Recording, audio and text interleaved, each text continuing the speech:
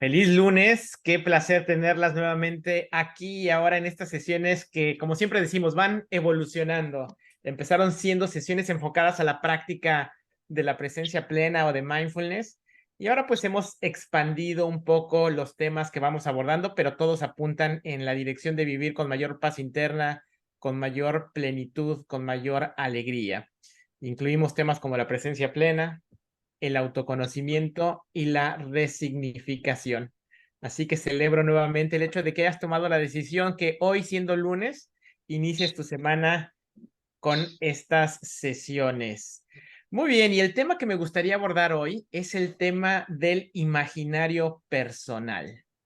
A ver, cuando yo hablo de imaginario, cuando ustedes escuchan la palabra imaginario, ¿qué se imaginan? A ver, ¿lo pueden decir abriendo su micrófono? ¿A qué le suena esta palabra de imaginario? Como un diálogo interno, Sí, ok, una voz interna que yo no diría que soy yo, sino es ah, como otro personaje, pero interno, ok. que me habla. Gracias, Ana. ¿Alguien más? Hola, sí. Hola, Hola, hola. como tu archivo, ¿no? Todo lo que has ido guardando y, o sea, tanto pensamientos, experiencias, todo, y es como el archivo personal que ahí tienes y que de ahí te agarras para imaginar lo que sigue. Ok, muy bien. Perfecto, gracias, Cintia. ¿Alguien más? Bueno, para hablar del imaginario vamos a regresarnos un pasito anterior y vamos a hablar del autoconcepto. El autoconcepto que es un vínculo relacional, porque dependiendo de cómo es mi autoconcepto es cómo me relaciono yo conmigo mismo y en consecuencia cómo yo me relaciono con todo y con todos los demás. El autoconcepto lo podríamos definir como la actitud que yo tengo ante mi propio ser. Es decir, cuál es el sistema de pensamientos que tengo sobre mí, cuál es el sistema de creencias que tengo sobre mi ser y cuál es el sistema de valores que tengo con relación a mí mismo, a mí misma.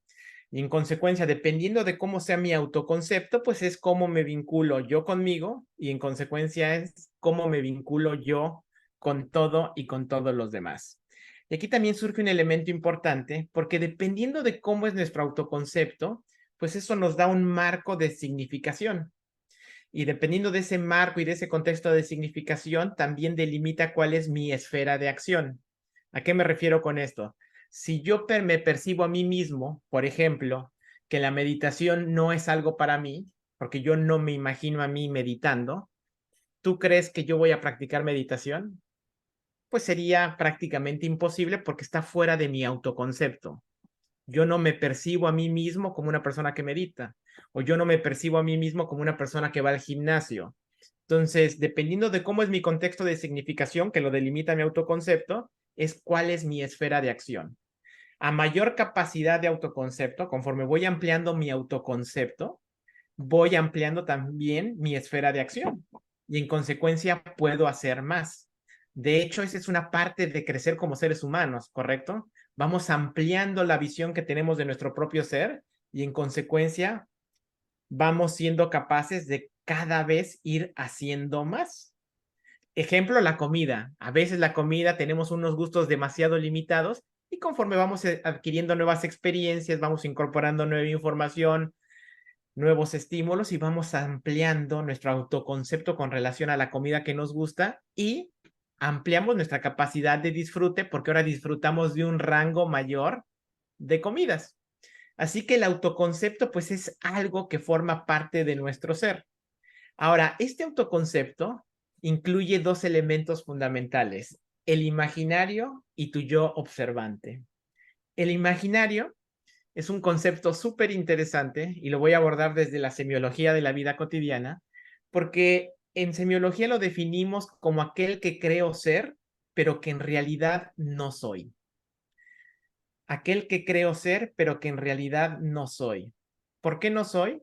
Porque ese imaginario está conformado de todos mis condicionamientos, todos los condicionamientos que he ido aprendiendo a partir de mi familia, a partir de la escuela, a partir de la sociedad y que han generando ciertos pensamientos, ciertas creencias, ciertos valores dentro de mí, pero que en realidad no me pertenecen. Los he ido introyectando y he crecido pensando que en realidad así soy yo, pero no soy así, sino que son todos mis condicionamientos. Ejemplo típico, alguien que crece en una familia de abogados y que en consecuencia dice, bueno, es que yo voy a ser abogado. ¿Por qué? Porque todos han sido abogados en su familia, pero esta persona quizá nunca se ha sentado a reflexionar si realmente en su horizonte vocacional está el hecho de ser abogado o no. Pero su imaginario le dice que sí. ¿Por qué? Porque ha crecido con esta creencia de que en su casa todos son abogados y en consecuencia yo también. Pero cuando nos sentamos a observar, bueno, posiblemente validamos que no necesitamos ser abogados o precisamente, o puede, perdón, suceder lo contrario, donde yo reafirmo que sí quiero ser abogado, pero me senté a observarme y hacer un ejercicio autorreflexivo de esclarecimiento de mi propio ser. Entonces, este imaginario que vive, y todos tenemos imaginario, ¿eh? Este imaginario que vive dentro de nosotros, pues a veces nos va tomando la delantera y es el que va tomando las decisiones de nuestra vida y en consecuencia, pues cada decisión que tomamos va teniendo una serie de repercusiones. Sin embargo, cuando aprendemos a observar a nuestro propio ser, cuando recobramos la mirada interior desde la observación, desde la contemplación, pues instauramos a lo que llamamos nuestro yo observante. Y a través de ese yo observante puedo tener una comprensión más genuina de quién soy realmente yo. Ya lo habíamos hablado en otra sesión. Contestar esa pregunta de quién soy yo es una pregunta fundamental, pero que no es fácil de contestar. Pero el primer paso para ir teniendo una mayor claridad de quiénes somos en realidad, número uno, es darnos cuenta que tenemos un imaginario, que es ese que creo ser, pero que no soy, porque está lleno de todos mis condicionamientos, de todas mis reacciones, de todos mis hábitos no verificados, en fin, es como que el autómata que vive dentro de mi ser, pero que yo le he dado mucha importancia y creo que yo soy ese ser, pero en realidad soy mi yo observante. Entonces, de ahí la importancia de ir recobrando esta mirada interior para tener mayor claridad de quién soy yo, porque dependiendo de quién sea yo, puedo contestar a otra pregunta que resulta también fundamental en el quehacer humano. ¿Qué es lo que quiero? Porque si no sé quién soy, no sé qué quiero. Y si no sé qué quiero, no sé quién soy. Dos preguntas que se alimentan la una a la otra. Y quizá el primer paso del autoconocimiento es el que te decía, lo vuelvo a repetir, darme cuenta que tengo un imaginario, pero también darme cuenta que tengo un yo observante. ¿Y cómo puedo alimentar más a mi yo observante para que en consecuencia pueda elaborar un proyecto de vida que sí corresponda a quien yo soy genuinamente, que responda a mi más profundo anhelo de plenitud de ser y que no responda al anhelo de plenitud de ser de mi pareja, de mis padres, de mis hijos, de la sociedad, de mi jefe, de la compañía en la cual trabajo, sino que responda a quién soy en realidad. Y cuando hablo de que responda a quién soy en realidad, no lo digo desde un sentido individualista o egoísta. De hecho, solamente a través de ser quien realmente somos es que podemos vincularnos en una vocación de servicio en nuestra comunidad. Es solo a través de tener ese conocimiento profundo donde yo puedo ejercer mi verdadero horizonte vocacional y desdoblar esa capacidad de servicio en la comunidad en la cual vivo. Por eso es que cuando tenemos un conocimiento profundo de quiénes somos, pues sí, empezamos con mi propio ser o con tu propio ser, pero después eso termina vinculándose con tu comunidad. Es como que un hilo de diamante que empieza con el individuo, pero empieza con la comunidad. De hecho, eso es lo que le llamamos el círculo virtuoso de la conciencia y que dice de la siguiente manera: la plenitud del individuo, perdón, es el sustento de la pareja. La plenitud de la pareja es el sustento de la familia. La plenitud de la familia es el sustento de la sociedad. Y la plenitud de la sociedad es el sustento del individuo. Empezamos con individuo, terminamos con sociedad, pero volvemos al individuo. Por eso, la responsabilidad individual de elevar nuestro nivel de conciencia, porque eso va a tener una repercusión positiva en la sociedad en la que vivimos.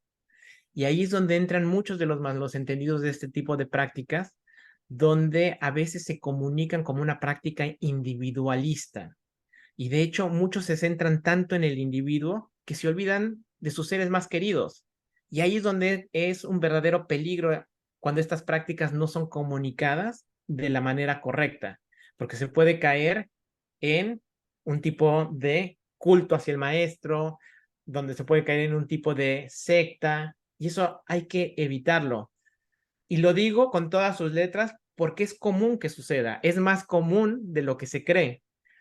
Por eso también yo siempre los invito a que tengan a muchos maestros en su vida, no se casen con un solo maestro.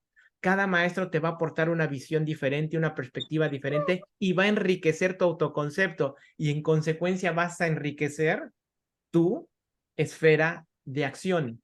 Siempre, siempre busquen y consideren diferentes maestros para que no estén casados solamente con una visión de cómo son las cosas, porque no hay una verdad absoluta.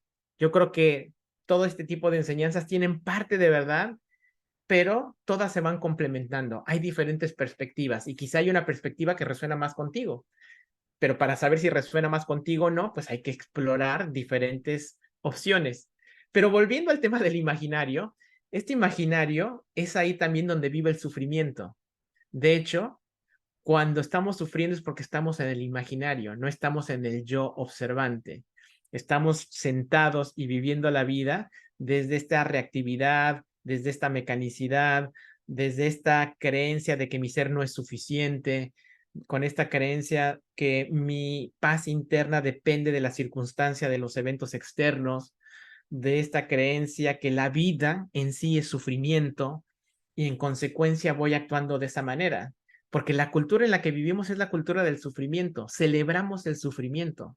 Las canciones de qué nos hablan de sufrimiento, los poemas de qué nos hablan de sufrimiento, las películas de qué nos hablan de sufrimiento. Y en consecuencia ya he introyectado yo esa creencia de que la vida es sufrimiento. Es más, hemos introyectado la creencia de que entre más sufrimos, más humanos somos, ¿correcto? Porque si no sufro, ay, entonces hay algo raro conmigo. Sin embargo, el sufrimiento se puede transformar en paz interna y desde ahí vincularme con la persona que está sufriendo y desde ahí tratar de ayudar a esa persona. Porque si no, ¿qué es lo que va a pasar? Se da el cáncer del sufrimiento. Ya estamos todos sufriendo, ya estamos todos metidos en el mismo hoyo. Y entonces, ¿quién ayuda a quién si todos estamos metidos en el hoyo? No hay quien nos pase la escalera para que salgamos del hoyo, ¿no? Porque, bueno, porque todos estamos metidos ahí en la polvareda, en el torbellino del sufrimiento. Entonces, un elemento importante pues es soltar ese imaginario, darnos cuenta que ahí está, darnos cuenta que existe, pero que yo no soy ese imaginario, que yo soy mi yo observante. Y entonces ir tratando de dilucidar esa pregunta de quién soy. De hecho, hay un relato que cuenta Anthony de Melo, este padre jesuita, que creo que ya se los he contado, que había una mujer que se levanta porque estaba teniendo una pesadilla y la pesadilla era algo así como que se había muerto y cuando llegaba al cielo, alguien le preguntaba, ¿quién eres? Y ella decía, soy Margarita. No, no te pregunté tu nombre, te pregunté, ¿quién eres? Ah, perdón, soy la esposa del maestro del pueblo. No, no te pregunté con quién estabas casada, te pregunté quién eres. Ay, perdón, soy Margarita, la madre de Juan y de Rita. No, no te pregunté los nombres de tus hijos. Te pregunté quién eres. Y ella se levantaba angustiada por no poder contestar esta pregunta tan aparentemente simple de quién eres. Pero es que es la pregunta trascendental, ¿no? Porque no somos ni nuestro nombre, no somos nuestra edad, no somos nuestro género, no somos lo que hacemos para vivir y generar productividad económica. Entonces, ¿qué somos? Bueno, y esa es la gran tarea del quehacer humano, contestar quiénes somos. A algunos les interesa contestar esa pregunta, a muchos otros no, y también está bien. Hay personas que nunca se lo cuestionan. Hay otras que se lo cuestionan todos los días. Así que bueno, tenemos diferentes situaciones y perspectivas de la vida.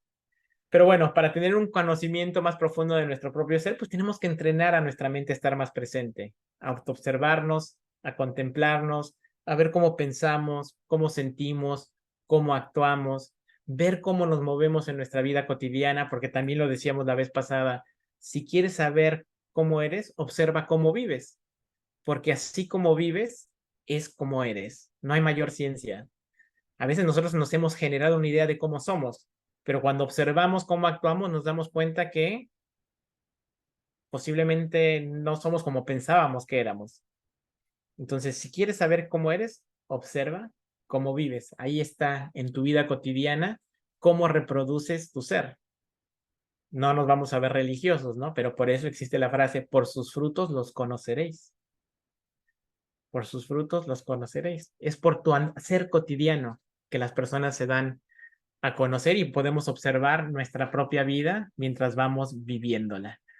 Así que bueno, quería hablar un poco de este autoconcepto, de este imaginario, de este yo observante, de la importancia de observar nuestros pensamientos, nuestras emociones, nuestras acciones mientras vamos viviendo nuestra vida y de esa manera tener un poquito más de conocimiento de quiénes somos y en consecuencia de qué es lo que queremos. Pero bueno, vamos a practicar un poquito, entrenar nuestra mente instaurar, perdón, nuestro yo observante. Así que vamos a poner la casa en orden. Te invito a que encuentres una postura cómoda, manteniendo la espalda recta sin que esté tensa, relajando los hombros. Y si quieres, te invito a que cierres los ojos. Y en este momento, percíbete a ti mismo, a ti misma. Establece un claro contacto con tu propio ser.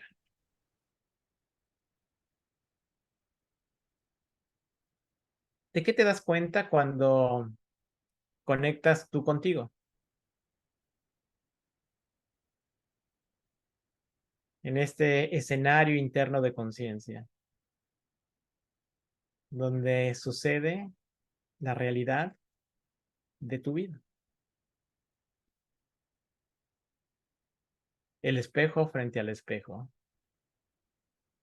Tú frente a ti.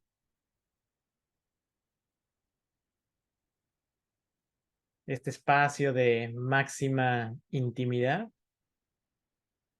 al que solamente tú tienes acceso. Disfruta de esta genuina capacidad de contacto con tu propio ser.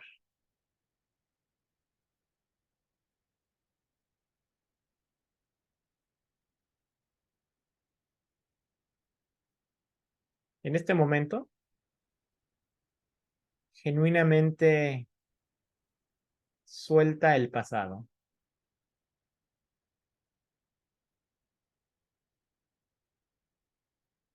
incluyendo el pasado más reciente. Genuinamente suéltalo, déjalo ir.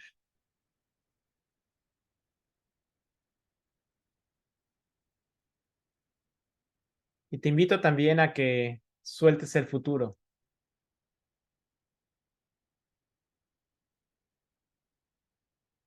incluyendo el futuro más próximo.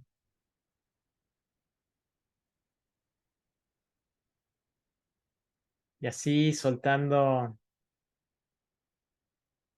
pasado y futuro, habita el único lugar que nos es posible habitar, el instante presente, el aquí y el ahora. Habita el presente, vuélvete presencia. Que solo un pensamiento en este momento abarque tu escenario interno de conciencia. Y que ese pensamiento sea, yo soy, aquí estoy. Y desde este lugar de una mayor presencia, de haber instaurado tu yo observante, aquel que observa sin juzgar, en este momento observa, observa tus pensamientos, percibe cómo los pensamientos surgen en tu mente, pero cómo tú tienes la capacidad de observar estos pensamientos.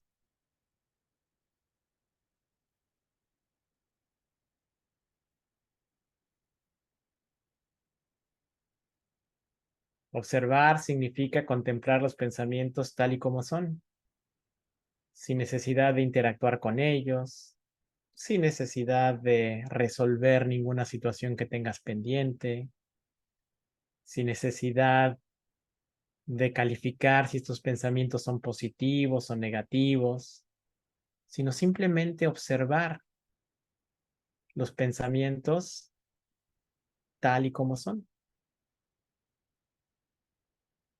momento a momento,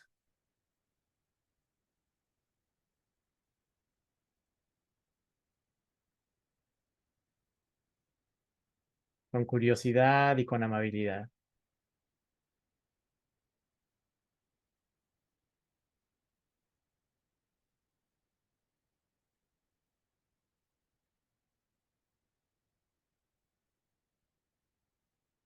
Y ahora vas a observar tus emociones. ¿Qué emoción o emociones se encuentran presentes en ti en este momento?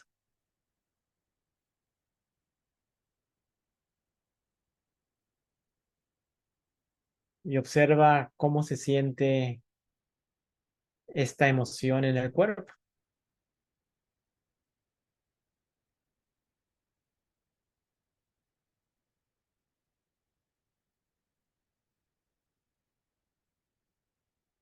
Observando con curiosidad, con amabilidad esta emoción, independientemente de cómo sea la emoción. Puede haber emociones que quizá consideres positivas y habrá algunas otras que consideres negativas. En este momento no le asignes ningún calificativo, simplemente date cuenta que la emoción está ahí y darle la bienvenida tal y como es.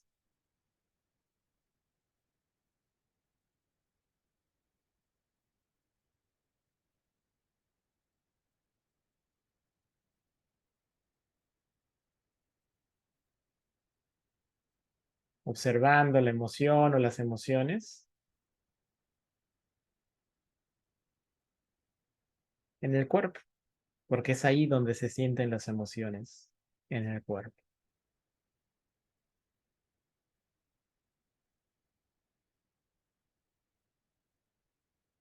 Y ahora, con esta capacidad de tu yo observante, de contemplar, de no juzgar, observa qué sensaciones corporales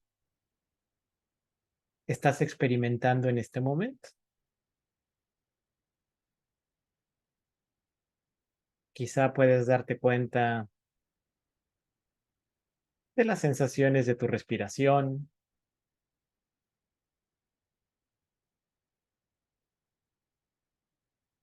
o de las sensaciones de tus pies al entrar en contacto con el suelo, con el piso.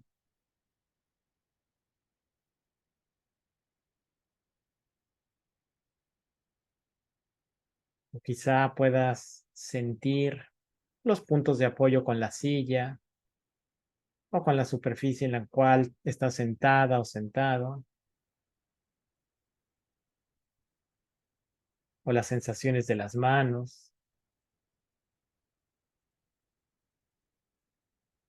o alguna otra sensación presente en tu cuerpo en este momento.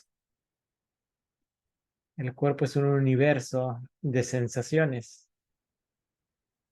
Así que observa las sensaciones tal y como son.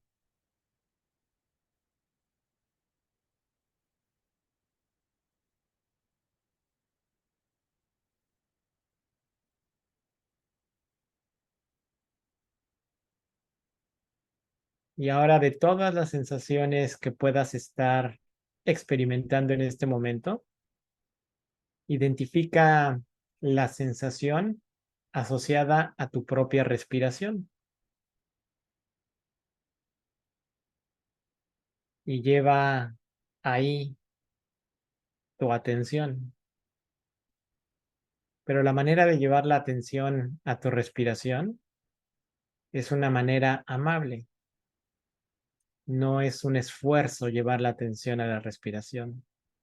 Es descansar tu capacidad de atender en tu respiración, sintiendo el ritmo natural de tu propia respiración, sin importar cómo sea. Simplemente descansa tu atención en la respiración,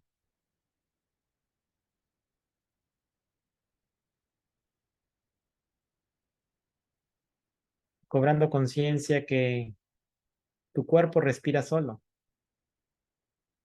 Tú no tienes que darle ninguna orden al cuerpo para que respire.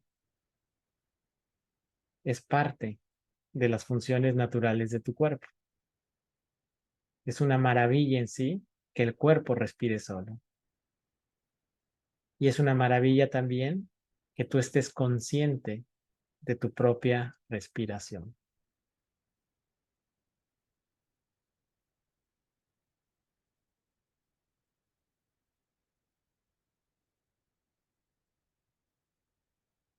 Esta capacidad de estar consciente, y no solo eso, de estar consciente de que estás consciente.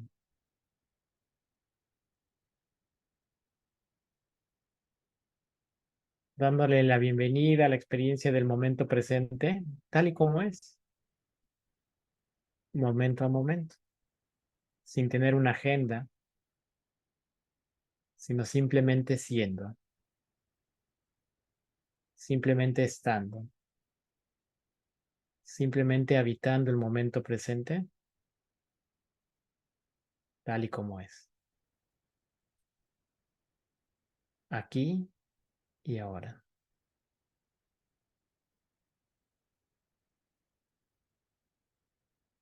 Y cuando instauramos nuestro yo observante, tenemos una mayor capacidad de actuar, porque el imaginario solamente conoce de reacciones. El yo observante sabe que tiene opciones.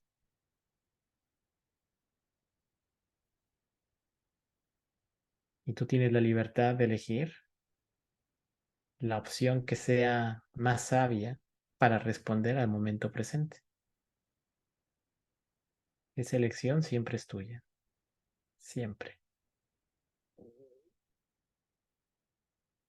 Eso es lo que también se le llama la autonomía de gestión.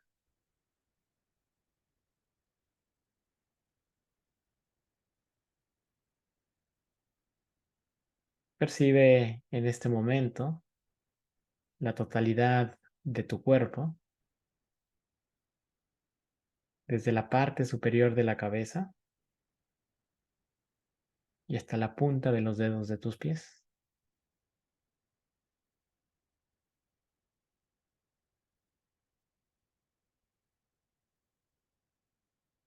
Y te invito a que definas una intención para el día de hoy.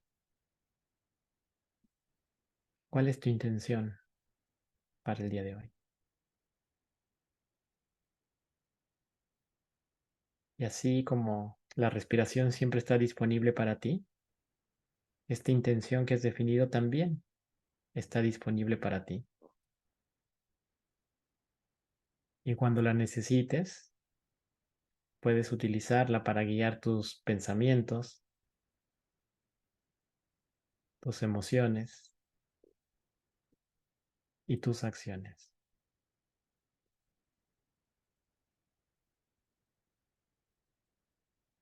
Y para concluir ya esta práctica de meditación, reconócete a ti misma, a ti mismo, el tiempo que invertiste en ella para generar esta capacidad de contacto genuino con tu propio ser e instaurar tu yo observante, aquel que contempla sin juzgar.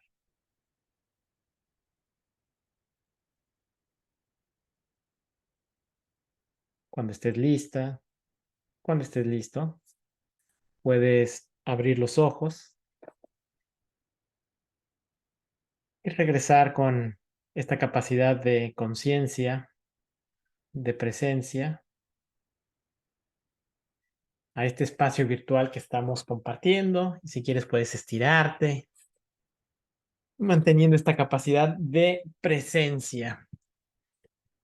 Muy bien, y pues si hay alguna pregunta, algún comentario, este es el momento para hacerlo.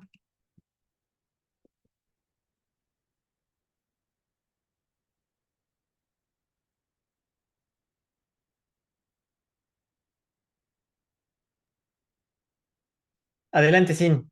Gracias.